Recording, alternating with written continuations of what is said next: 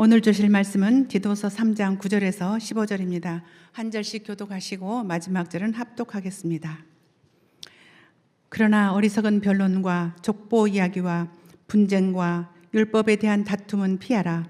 이것은 무익한 것이요 헛된 것이니라. 이단에 속한 사람을 한두 번 훈계한 후에 멀리하라.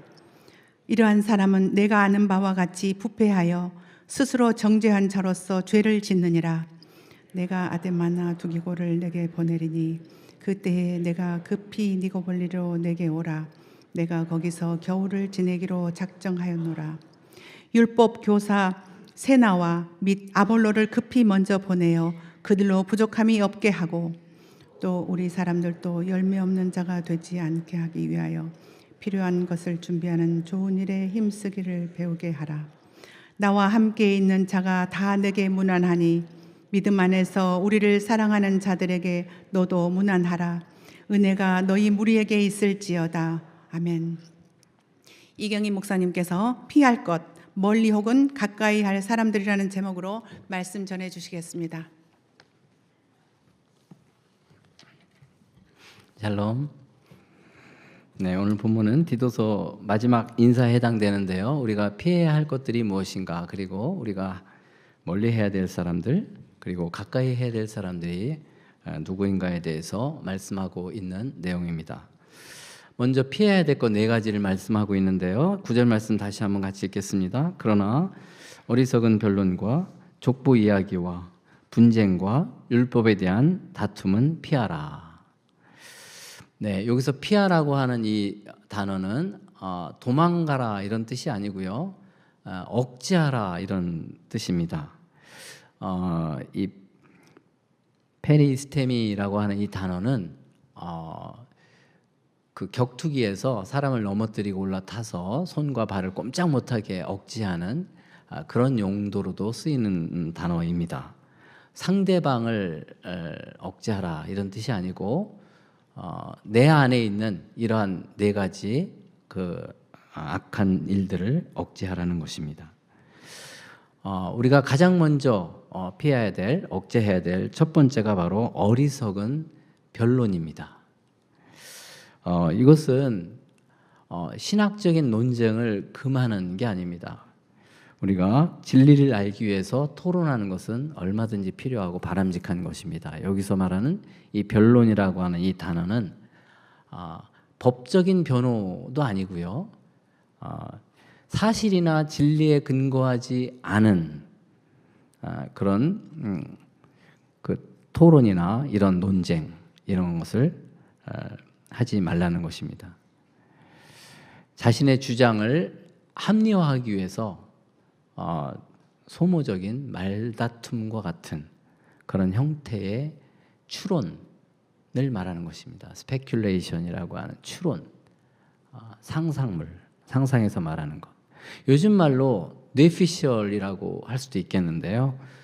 뇌피셜이 뭡니까? 정확한 근거나 자료 없이 개인의 추측이나 이런 상상에 기반한 내용을 가지고 자신의 주장을 강조하기 위해서 공식적인 사실처럼 말하는 것을 뇌피셜이라고 하는데요.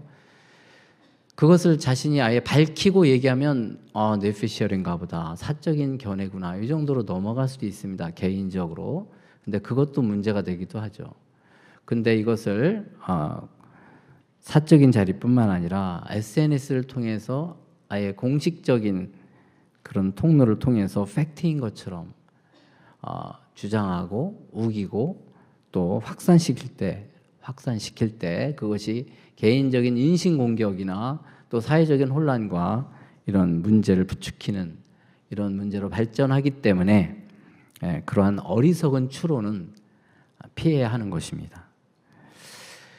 오늘날 그와 같은 어리석은 이 추론을 보통 유튜버들이 많이 하고 있는데, 특정 유튜버들뿐만 아니라 사실은 우리 모든 사람들의 마음 가운데 이러한 잠재되어 있는 자신의 주장을 어필하기 위해서, 관철하기 위해서, 혹은 공동체의 그런 입장을 확산시키기 위해서 사실이 아닌 것을 추론에 입각해서 말하는 사람뿐만 아니라 전달하는 그런 욕구가 우리 안에 있다는 사실을 깨닫고 억제해야 되는 것입니다. 그것은 정말 성령께서 깨닫게 하시지 않으면 그게 옳고 그른지 깨닫지도 못하고 또 안다 할지라도 성령의 능력이 아니면, 주님이 주신 능력이 아니면 억제 자체가 안 됩니다. 그리고 두 번째, 세 번째, 네 번째, 그 오류들, 피해야 될 것들, 족보 이야기와 분쟁과 그리고 율법에 대한 토론, 이 다툼, 율법에 대한 다툼, 이 세 가지는 바로 이 추론에서 비롯된 것입니다.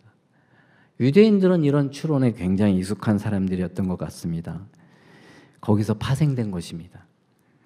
그래서 이러한 쓸데없는 이런 변론, 이 추론이 교회 내에서 족보 이야기와 분쟁과 율법에 대한 다툼을 낳기 때문에 어리석은 변론이라고 말씀하고 있습니다.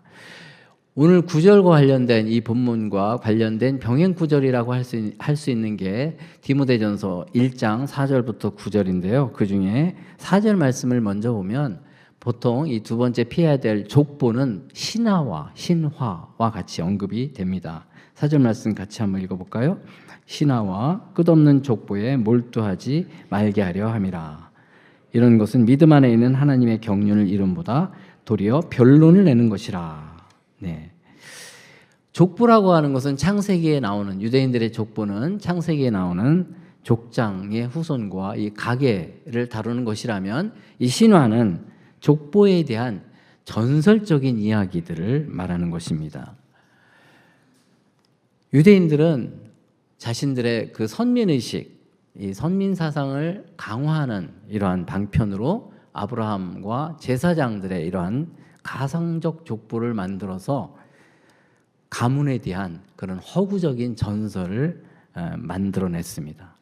예를 들면 이 고라가 광야에서 모세와 아론을 불평했을 때 하나님의 심판을 받았지 않습니까? 그것을 근거로 해서 아론의 혈통 중에서 고라 자손들은 성전에서 하는 일 가운데서 가장 낮고 천한 일을 도맡아 해야만 했다라고 하는 건 성경에 없는데 그런 이야기들을 만들어낸다는 거죠. 단적인 예지만 구약의 이 구속사는 혈통을 중심으로 진행됐기 때문에 이스라엘 백성들 입장에서는 바로 이 혈통이나 가문을 중시하는 이런 사상들이 계속 계승되었는데, 신약 시대에 이르러서 이 구원의 이 역사가 이방인들에게 흘러가면서 사실 의도가 하나님께서 혈통을 따라 선택하는 차원이 아니었지 않습니까? 믿음을 따라 선택된 하나님의 백성들을 하나님께서 교회로 불러 모으시는 그런 역사가 있었을 때에도 불구하고 신약 시대에도 족보를 따라서 이러한 헛된 망상 그리고 그것에 입각한 변론을 벌였던 추론에 빠졌던 사람들이 있었다는 거죠. 이러한 경우가 에베소 교회뿐만 아니라 이 그레데 교회뿐만 아니라 에베소에서도 그러한 일들이 있었기 때문에 바로 디모데전서에서 이렇게 권면하고 있는 것입니다. 시대를 막론하고 그때 당시뿐만 아니라 오늘날에도 사단은 기회만 있으면 교회 안에 잘못된 이단 사상을 주입시켜서 하나님의 백성들의 구원을 방해하고 교회를 혼란에 빠뜨리는다는 사실에 대해서 우리가 항상 경각심을 가져야 됩니다. 세 번째 피해야 될 게 분쟁인데, 이것은 말할 필요도 없죠. 이 분쟁은 바로 다툼, 불화, 언쟁을 말합니다. 근데 이런 것은 하나님의 교회를 세우는데 방해하는, 사랑과 화목에서 벗어난 이런 행위이기 때문에 악한 것으로 우리가 여기고 억제해야 됩니다. 피해야 됩니다. 네 번째로 피해야 될 율법에 대한 다툼, 이것은 디도서 1장 10절에도 언급한 바가 있습니다. 디도서 1장 10절 말씀을 보면 불순종하고 헛된 말을 하며 속이는 자가 많은 중 할례파 가운데 특히 그러하니, 이 할례파를 말하고 있는데 바로 이 할례파는 갈라디아에서 율법을 지킴으로 구원을 얻는다라고 하는 이 거짓 복음을 전했던 바울이 경계했던 아주 심하게 책망했던 그 유대주의자들이 아니고요. 유대주의적인 것과 그리고 영지주의적인 것이 혼합된 이단적 사상을 가리킵니다. 이러한 것들을 바로 하나님께서 이 사람들이 바로 추론에 입각한 율법은 단지 소재로 삼아가지고 자신들이 주장하고자 하는 그런 주장을 우화적으로 해석해서 가르쳤다는 것이죠. 근본적인 뿌리가 족보에 대한 이야기나 그리고 분쟁과 율법에 대한 이런 다툼, 이 뿌리는 바로 이런 추론에 입각한 거짓 가르침이었다는 겁니다. 디도서에서 피하라고 했던 이 네 가지의 뿌리는 바로 이단적 이런 가르침이었습니다. 이런 가르침은 올바른 교훈의 목적과 전혀 다르다라는 것을 디모데전서 1장 5절부터 7절에서 이어서 말씀하고 있는데요. 같이 한번 읽겠습니다. 이 교훈의 목적은 청결한 마음과 선한 양심과 거짓이 없는 믿음에서 나오는 사랑이거늘 사람들이 이에서 벗어나 헛된 말에 빠져 율법의 선생이 되려 하나 자기가 말하는 것이나 자기가 확증하는 것도 깨닫지 못하는도다. 이 거짓 가르침은 올바른 교훈의 목적과 전혀 다르다는 거죠. 이 올바른 교훈의 이 목적, 이것은 바로 청결한 마음과 선한 양심과 거짓이 없는 믿음에서 나오는 사랑이거늘, 다시 말하면 올바른 교훈이냐 거짓 교훈이냐 분별할 수 있는 두 가지 기준을 얘기한다면 바로 첫 번째는 믿음이라는 겁니다. 다시 말하면 과연 그것이 그 교훈이 하나님께로부터 온 사도적 교리와 일치하는가? 내가 과연 그것을 믿음으로 받아들일 만한 것인가? 아니면 헛된 인간의 상상물인가? 추론에 근거한 것인가? 이게 분별의 첫 번째 기준이고, 두 번째는 사랑입니다. 그것은 그리스도의 몸 안에서 사랑을 이루게 하는가? 그 교훈이 주님의 몸된 교회 안에서 사랑을 이루게 하는가? 아니면 무책임하게 분열을 조장하는가? 그 교훈으로 인해서 교회가 갈라지는가? 믿음은 그 교훈이 하나님께로부터 온 것을 말한다면 바로 사랑은 교회를 세우는 것입니다. 올바른 가르침인지 거짓 가르침인지 물론 신학적인 치열한 논쟁과 그런 기준이 있어야 되겠지만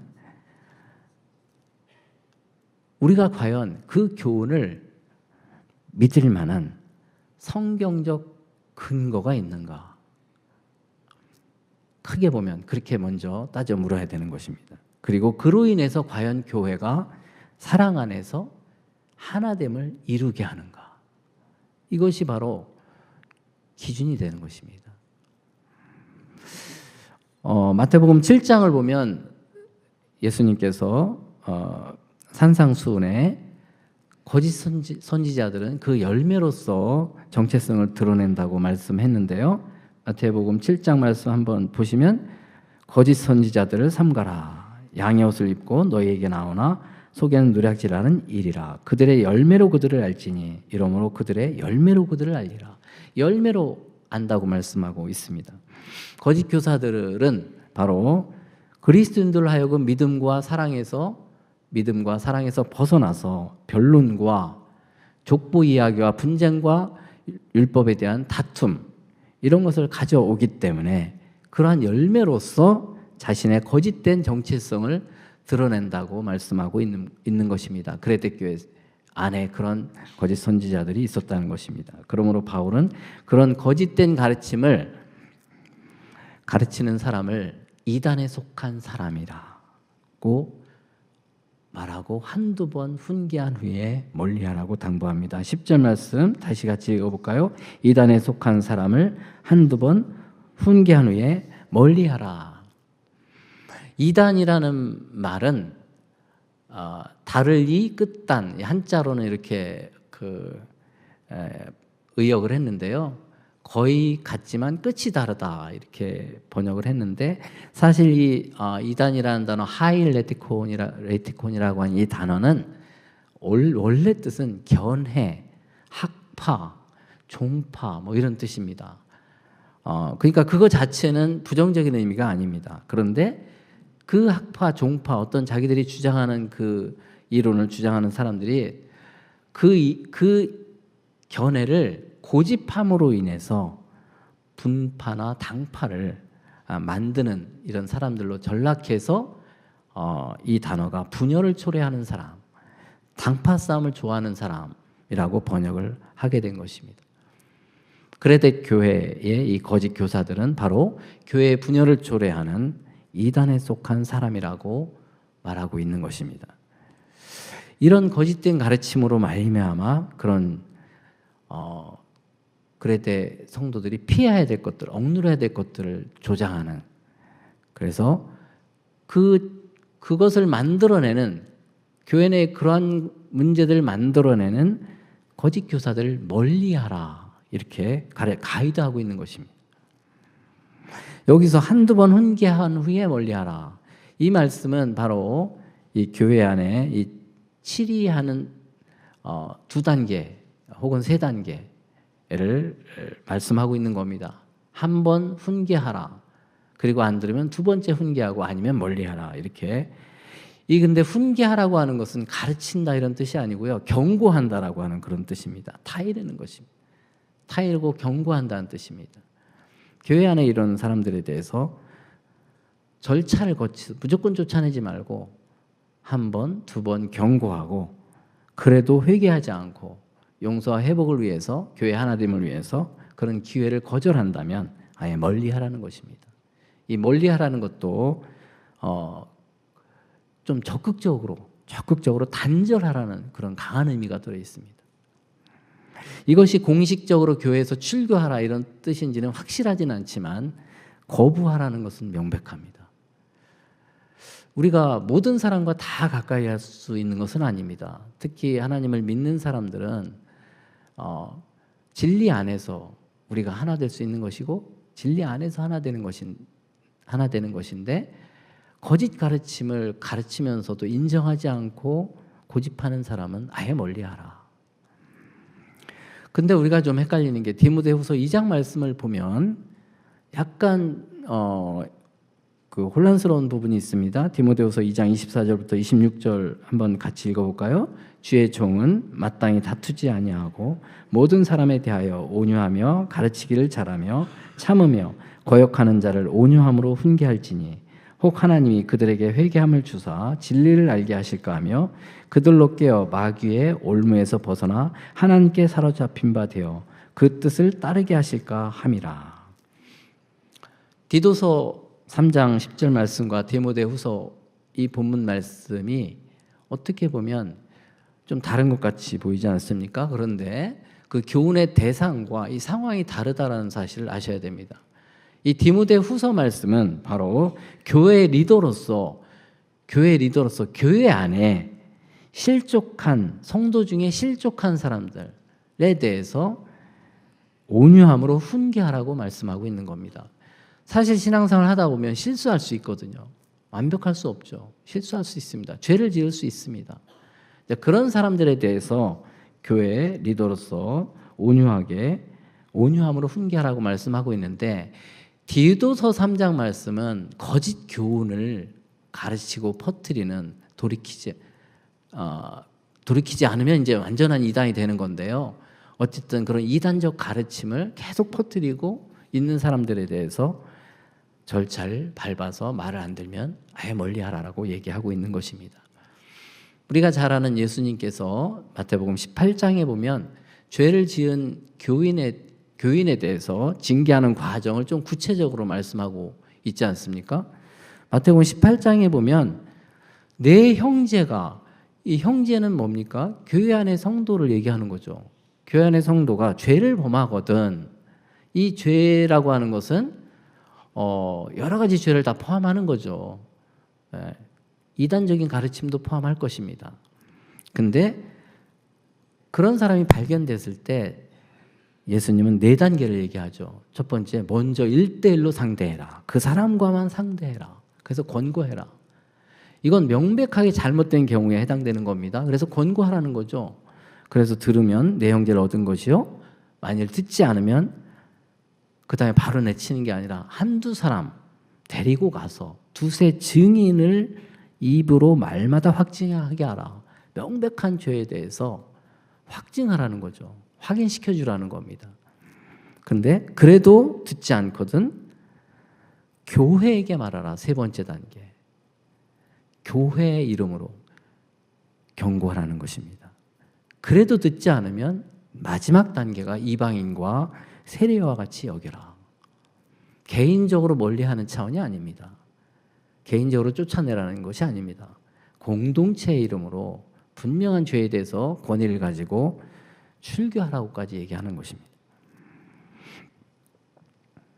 오늘 본문 3장 10절 말씀은 그렇기 때문에 교회 안에 이단에 속한 사람이라 할지라도 절차를 거쳐서 징계한 후에 더 이상 상종하지 말라, 이렇게까지 강하게 얘기하는 것은 하나님의 백성으로서 아까 언급한 이런 추론에 입각한 성경은 단지 방편에 불과하고 그걸 소재로 삼아서 결국은 그것으로 말미암아 분쟁을 일으키고 그리고 다툼을 일으켜서 교회를 무너뜨리는 그런 것은 절대 하나님의 백성으로서 행할 행동이 아니기 때문에 그런 것들을 가르치는 자, 영향력을 미치는 자들은 멀리하라라고 분명히 말씀하고 있는 것입니다.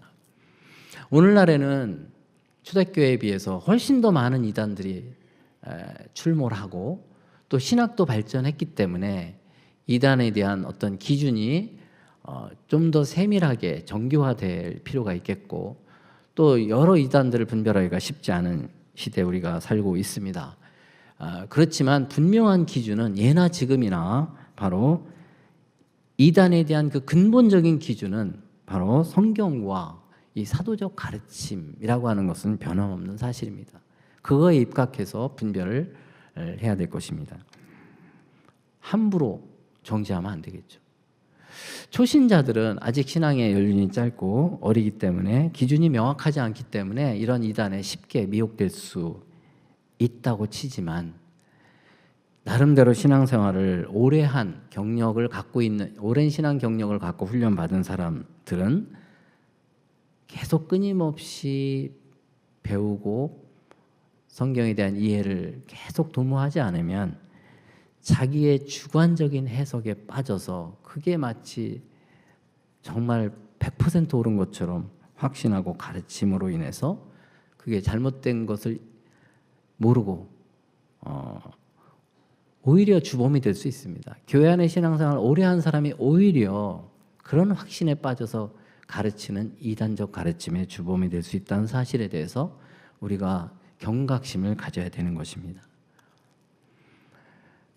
제가 오랫동안 교제하고 청년 때부터 교제해 왔던 어떤 형님뻘 되는 아주 신실했었던, 지금도 여전히 신실해 보이는 한 분이 계시는데요. 가끔 만나서 교제를 하다 보면 성경적 그 토론을 하게 되는데 얘기하다 보면 이거 정말 심각한 문제가 있구나, 그런 문제의식을 많이 가질 때가 있습니다.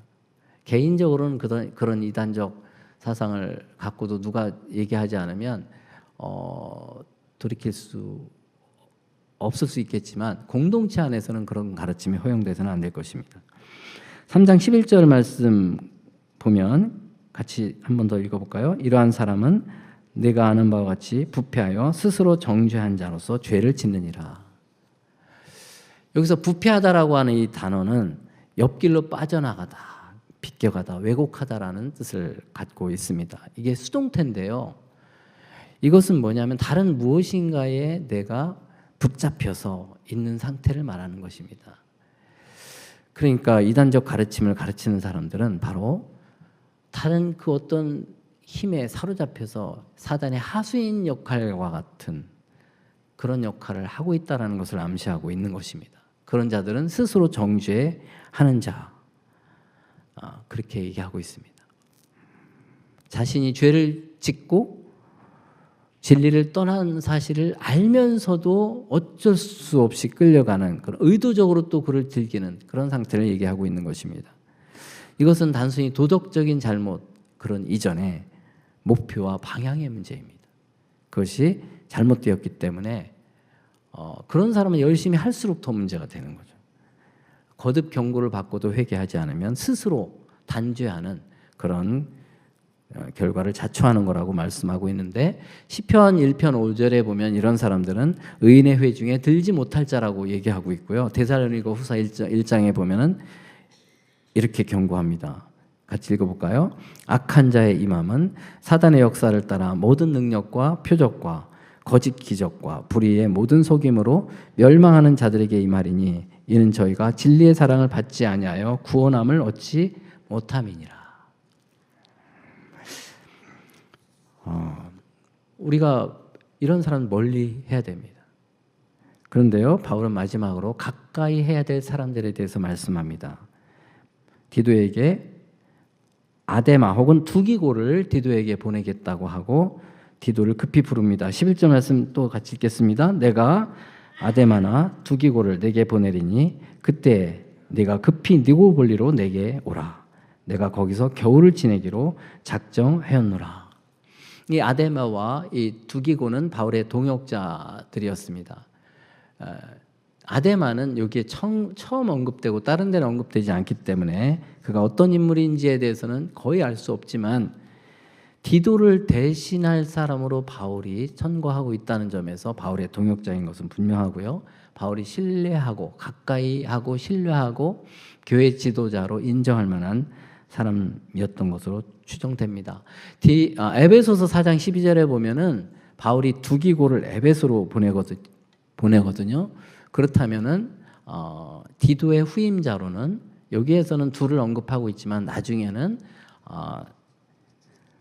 아데마를 보낸 것으로, 아데마가 디도의 후임자인 것으로 추측이 됩니다. 어쨌든 아데마는 그런 인물이고, 두기고는 바로 예루살렘 교회의 어려움을 돕는 그 연보를 가지고 바울과 함께 또 다른 여러 사람들과 함께 방문했던 사람입니다. 바울이 1차로 또 투옥 되었을 때 편지를 써서 에베소 교회와 골로새 교회에 보냈던 인물이 바로 두기고입니다. 그러니까 바울이 누구보다도 자신의 사정을 잘 알고 성도들에게 전달할 적임자로 가까이하고 신뢰했던 사람입니다. 여러 번 칭찬합니다. 사랑받는 형제요, 신실한 일꾼이요, 진실한 일꾼이다.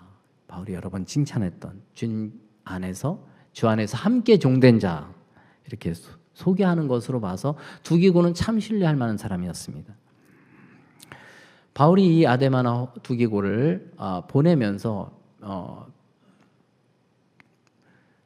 편지 전달자로 보낸 거죠.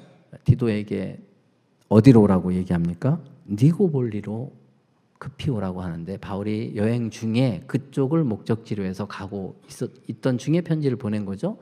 니고볼리는 예전에 지도로 제가 보여드렸었는데, 이 니고볼리라고 하는 이 도시는 그 위의 지역은, 북쪽 지역에는 바로 우리 달마디아라고 하는 디도가 마지막으로 사역했던 그 지역 북쪽이고요. 그리고 서쪽으로는 로마를 향해 있는 아주 거점 도시입니다.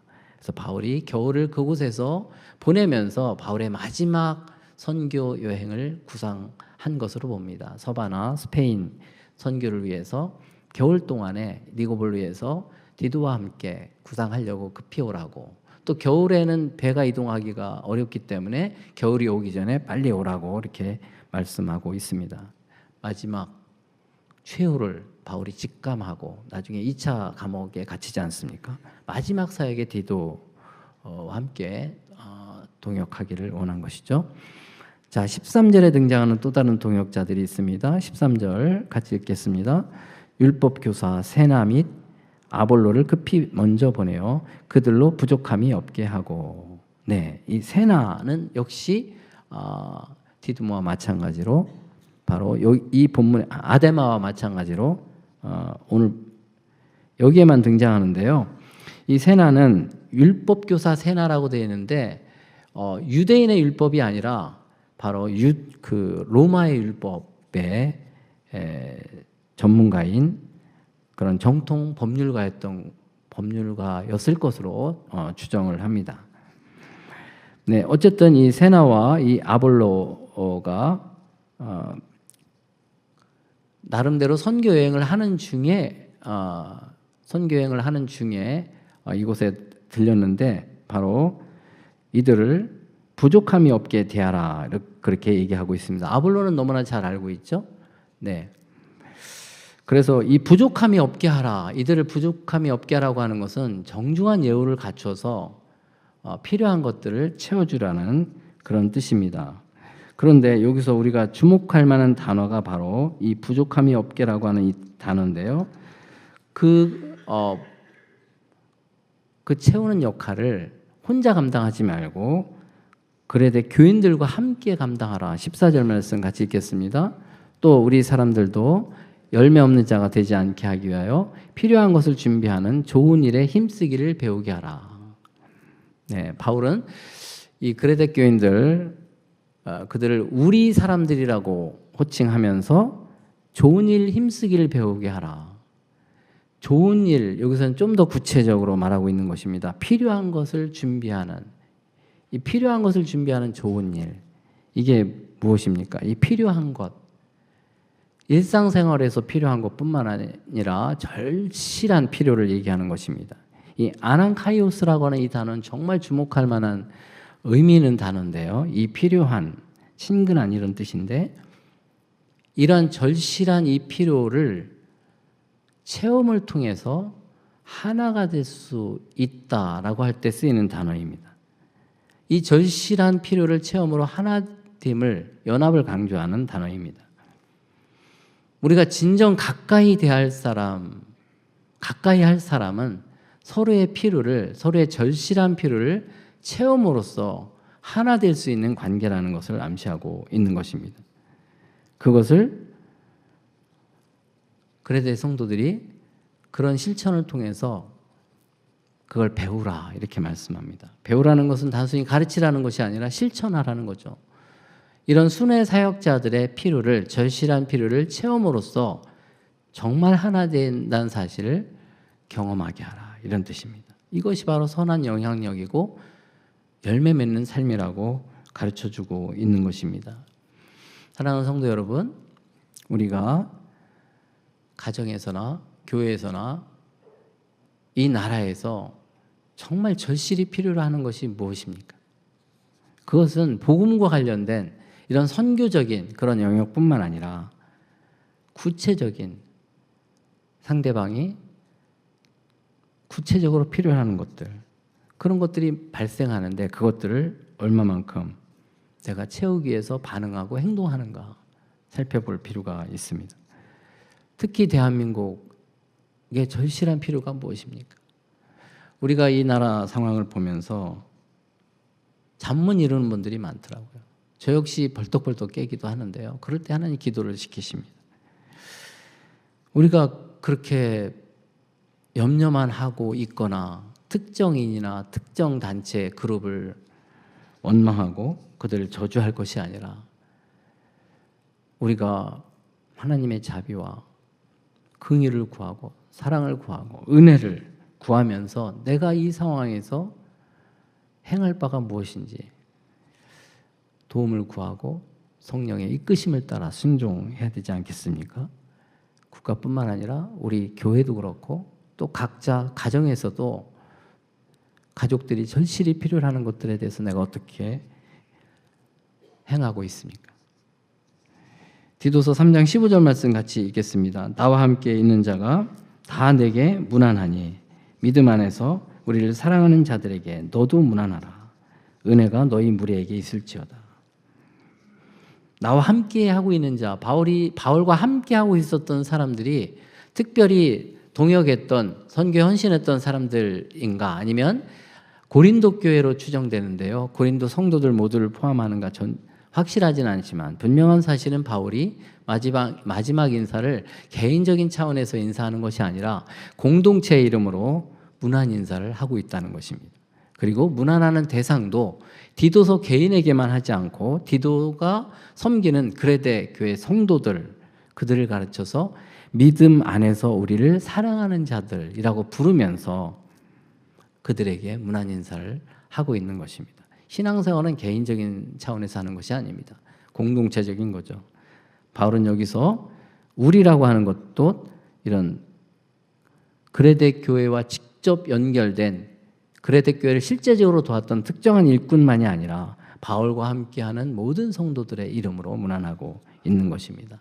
어쩌면 그레데 교회와 고린도 교회라고 한다면 그 두 교회가 지역적으로 떨어져 있고 또 바울은 거기 그레데 교회를 방문했었지만 고린도 교인들은 방문하지도 않은 디도를 비롯해서 디도는 고린도 교회에 있었죠. 근데 그레데 교회에 있는 성도들과 고린도 교회 성도들은 서로 생면부지일 수도 있는 거죠. 그렇지만 기도를 통해서 우리들이 같이 기도하고 있으니까 힘내라, 그렇게 위로하고 있는 것입니다.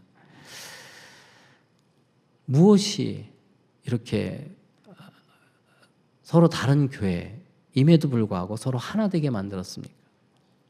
바울과 함께했던 사람들은 정말 천차만별 여러 가지 다양한 부류들이 함께했습니다. 그리고 개인적인 관계뿐만 아니라 공동체와 공동체와의 관계도 하나 되도록 이렇게 말씀하고 있는 것입니다. 무엇이 하나 되도록 한 것입니까? 그것은 바로 은혜가 너희 무리에게 있을지어다. 은혜가 너희 무리에게 있을지어다 하는 이 말 속에 답이 있는 것입니다. 은혜의 복음, 오직 은혜의 복음 하나만으로 그 어떠한 인종과 남녀와 빈부와 노소와 이념과 그 어떠한 것도 다 초월해서 하나 될 수 있는 가장 강력한 원동력은 은혜입니다. 은혜의 복음입니다. 그 은혜의 복음으로 말미암아 우리가 주님의 몸된 교회의 일원이 되었다는 사실을 서로 인정하고 그런 정체성을 가지고 함께 선교적 사명을 감당하는 그런 공동체가 될 수 있다는 것입니다. 사랑하는 성도 여러분, 저와 여러분이 우리 주님께서 부어주시는 이 은혜로 말미암아 피할 것은 피하고 또 분명한 기준을 가지고 멀리할 것은 멀리하고 주님께서 가까이 하라고 하신 주님의 몸된 귀한 지체들과 더불어서 가정과 교회와 이 나라에서 필요로 하는 것들을 우리가 채우는 그런 귀한 사명을 잘 감당하는 그런 저와 여러분 되시기를 진심으로 축원합니다. 기도하겠습니다. 거룩하신 주님, 어지러운 세상 속에서 저희들이 무엇보다도 올바른 말씀과 기도로 무장하여 어리석은 논쟁과 분쟁과 다툼을 피하게 하시고 교회의 거룩함과 하나됨을 훼손하는 이단적 가르침은 멀리하게 하여 주시기를 원합니다. 또한 주님이 허락하신 귀한 동역자들과 더욱 가까이 하나 되어서 아름다운 팀워크를 이루어서 주님의 몸된 교회를 섬기고 주님이 맡겨신 사명을 잘 감당하는 저희들 모두가 되게 하여 주시기를 원합니다. 예수님의 이름으로 기도드립니다.